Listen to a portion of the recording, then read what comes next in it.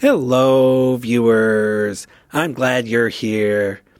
Today, I want to recreate a Mongol-style soju still in my kitchen. Please watch my earlier videos about the history of soju, and also this video discussing the possibility of making soju at home. In this video, I'm going to build a still in my kitchen. I'm going to distill water.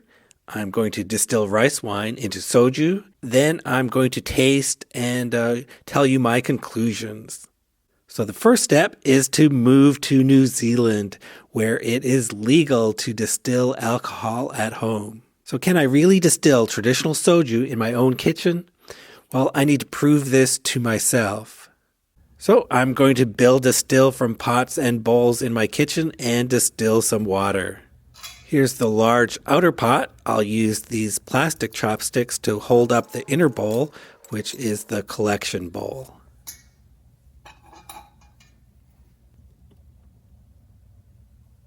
And I'll add water to the large pot. So I'm just going to test this by distilling this water. And I replace the collection bowl on top of the chopsticks. And this large bowl acts as the lid and the condenser. So I'm going to turn on the heat and fill the large bowl with ice water. And note that the flat bottom of the bowl is actually narrower than the collection bowl. This is important so that the drops of condensed liquid will drop into the collection bowl underneath. And I'll put some plastic wrap over the boundary between the pot and the bowl to restrict any steam escaping somewhat. It can't really stop the steam from escaping, but I'll try it anyhow. Now I wait for the water to boil, and the steam rising will condense on the bottom of the bowl containing the ice water, and then will drip down into the collection bowl. And as I'm doing this, I need to replace the ice because it's melting. So a big disadvantage of this type of still is that I can't tell what is going on inside of it. So let's unwrap it and take a look.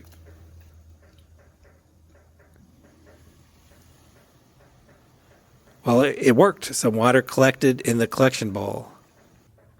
So take it out carefully, and then I'm going to taste my distilled water. And it tastes terrible. It doesn't taste like distilled water. It's salty. So really what this means is that the pot and bowls are not clean enough. So I'm going to clean the pot, bowls, and chopsticks again. So this is an inauspicious beginning, but it's good to know. You're just going to, if you distill in dirty equipment, it's going to taste terrible. So what am I going to try to distill next? Well, I brewed this batch of makgeolli a year ago using the recipe on the package of Gumjang Sansong Nuruk, but the proportion of Nuruk was so high compared to the rice, it tasted bad, and I just left it in the fridge all this time. It settled well, although the color is quite dark, so let's pour off some changju, take a look, and taste it again. It's surprisingly fizzy, and it still tastes terrible. It's thin, metallic, and rubbery aftertaste. This does not taste like good changju. But that's what I'm going to distill today. I'm going to pour off the changju layer, avoiding the sediment, because the sediment might burn in the pot. And also, since I'm worried about burning or scorching, I'm going to use a double boiler and reduce the heat. And the double boiler will make the temperature more consistent and hopefully reduce any possibility of scorching. So I want to evaporate the alcohol, but stay below the boiling point of water. I rolled up some silicone mats to rest the pot on inside the double boiler. Okay, so that's what I want to distill, this changju, this rice wine. And I'll build my Mongol-style still again inside the double boiler. I'm letting the first vapor escape because that's likely to taste the worst and contain more methanol. Although the quantity of wine that I'm starting with is so small, there can't really be a noticeable amount of methanol even in the whole stock pot. And I'm going to use lower heat compared with when I distilled the water. So after 10 minutes, let's take a look. Oh, something has collected, so let it drip into the collection bowl.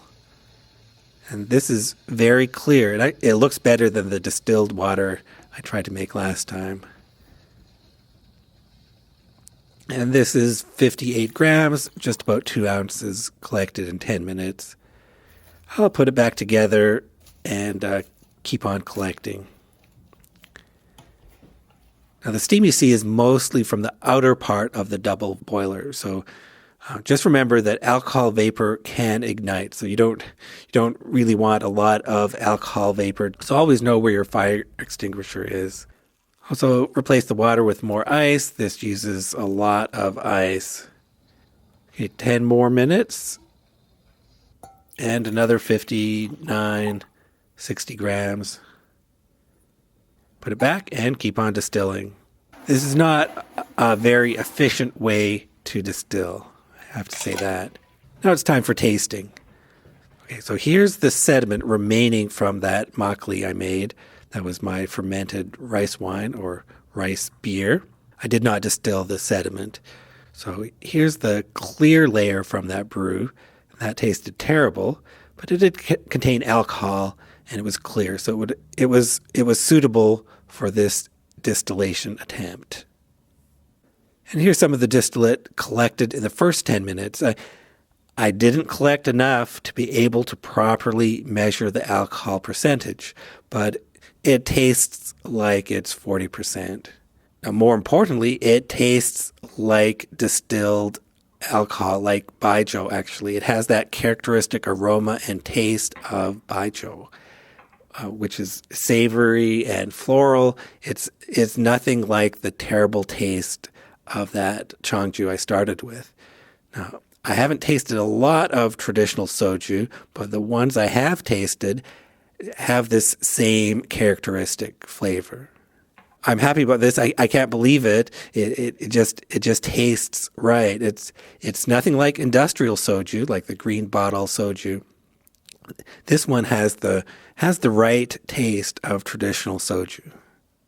Okay, and now this one is some of the distillate collected between 10 and 30 minutes, and it's weaker. It's definitely less than 40% ABV, but it still has the right flavor.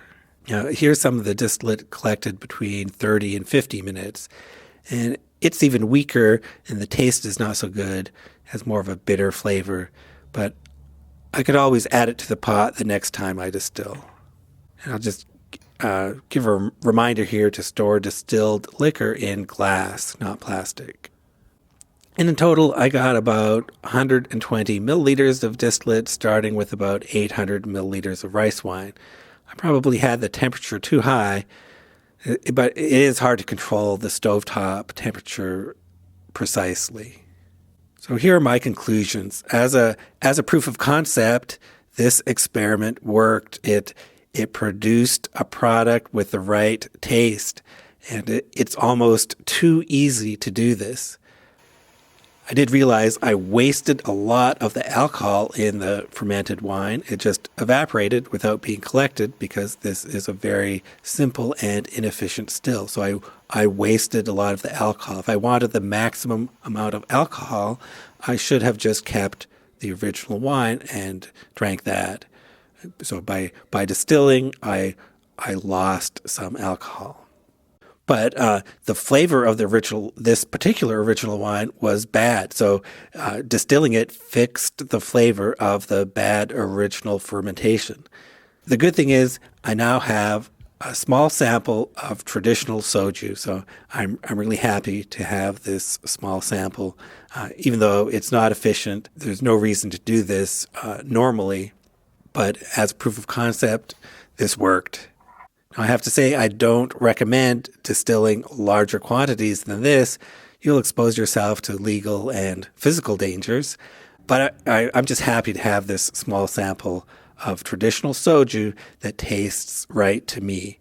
And I feel connected now to those early Joseon era households who distilled soju at home with a method like this, or are actually many Joseon households likely had a sojugori, which is a better technology. So please let me know what you think of soju in the comments.